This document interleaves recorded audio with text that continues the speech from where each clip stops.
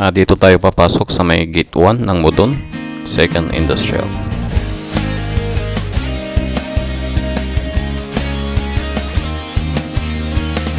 Tara na't sumama sa'kin, tayo'y maglakbay.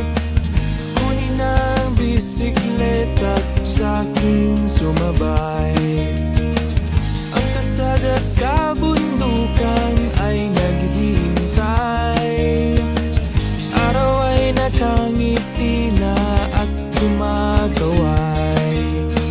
Kasama man ang mga tropa o kahit solo, kayang-kaya.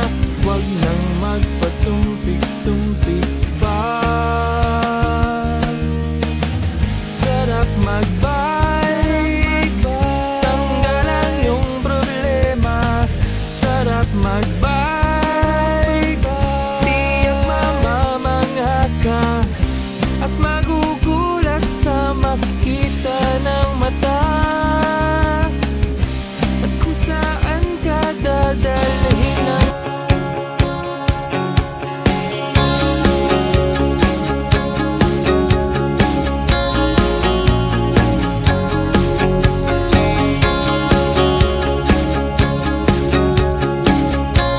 Yan mga kadoms, dito kami sa may meeting place.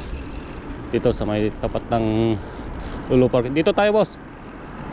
Lulu Parking, Golden Tulip. Yan. A few moments later. Mga kadoms, start our ride patungong Cornets, Asisia. Time check.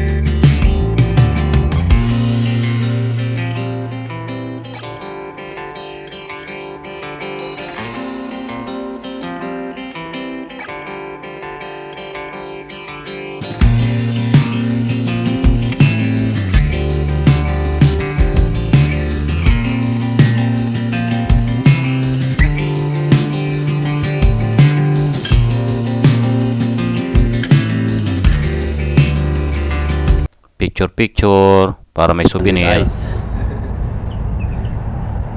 Picture muna. Isa nga pa, nakakapag-bike. Oo, yun lang. Yan ang the best na motivation. 3 hours later. Ayan mga kadoms, dito kami sa may mib ko. Ayan si Bay, pumasok, inventaryo. Yes! Ay, di ako nakangiti. Ayan si boss. Oh. Later. Mga kadoms, kami ay papunta naman sa may Mudon Lake.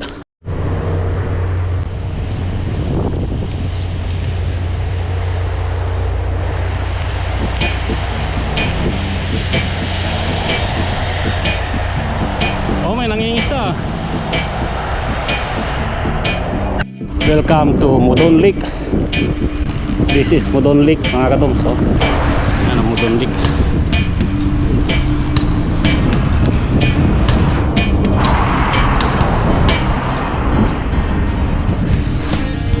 Yan, bridge. Pa-picture ka, Ice? O doon na? Mayroon pa doon. May dalawa. Tayong maglakbay. Kunin ang bisikleta sa aking sumabay. Ang kasada't kabundukan ay naghihintay. Araw ay nakangiti na at kumakaway.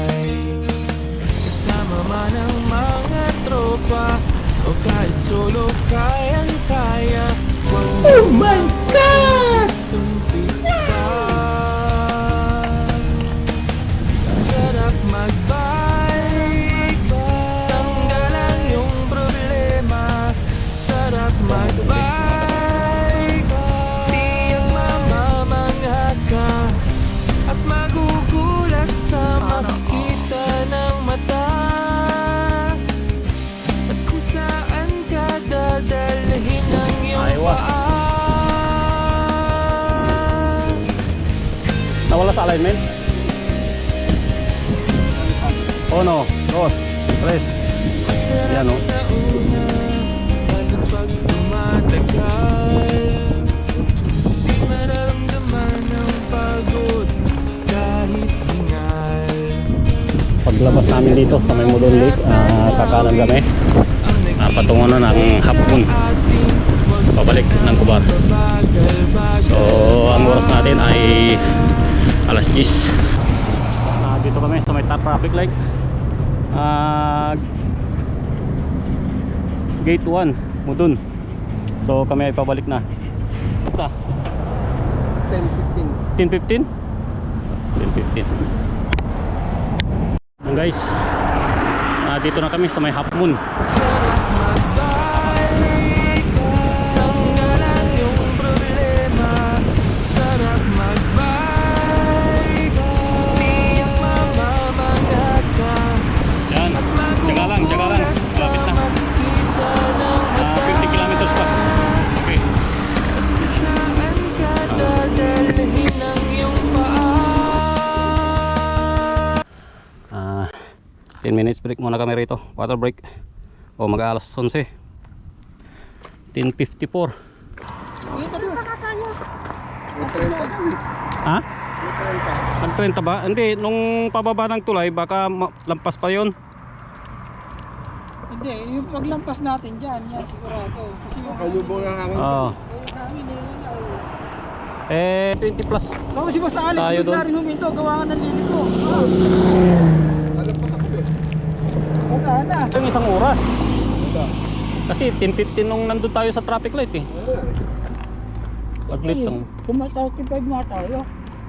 Bilis eh. Mabilis. Hindi, saka hindi ramdam yung hangin nga. Hindi ramdam. Patulak nga kasi Okay galing na, sa pagana natin. andyan yung hangin. Mm. Paglampas mo ng dolphin, bago dumating ng dolphin, mahangin. Later. After 15 minutes break, ride ulit ang mga kasama ko. So yan, nasa 30 plus pa ang tataguin namin bago makarating ng bahay. So update you later mga kadoms. See you. So guys, stop over over ulit kami dito. Dito sa may malapit na, sa may roundabout, patungong Asisia. Kami oh. Kaya ng konti, medyo nahirapan sa hangin. Sa lubong ang hangin mga kadoms. Taga lang, alas 12 na. Ha?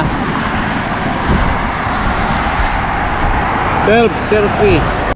So yun mga kadoms, dito kami nag-stop over sa may ikwan. Bumili ng juice dito sa may Alotay Mall. Let's go. Tara, let's.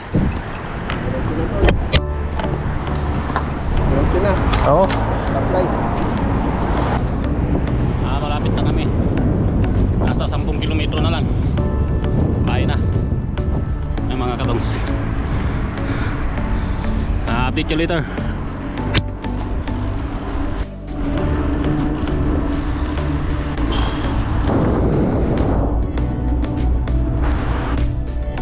Kaya pa.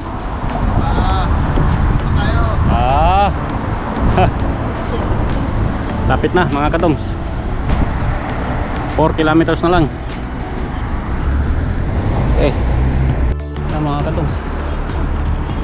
6 hours later. Thank you ulit Lord sa patuloy na pag-iingat. Kami nakarating ng maayos, mapayapa dito sa aming flat with Boss Alex.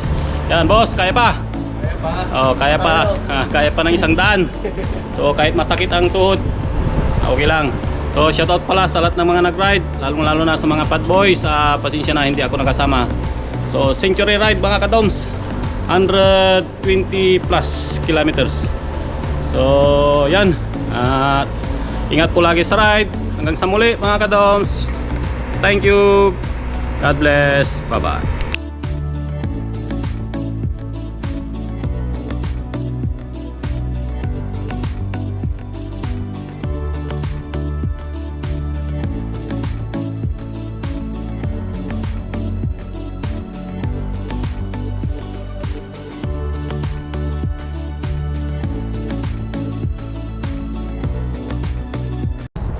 Kaya pa, kahit masakit ang pa. Kahit masakit ang tuhod. Yan. Tuloy lang.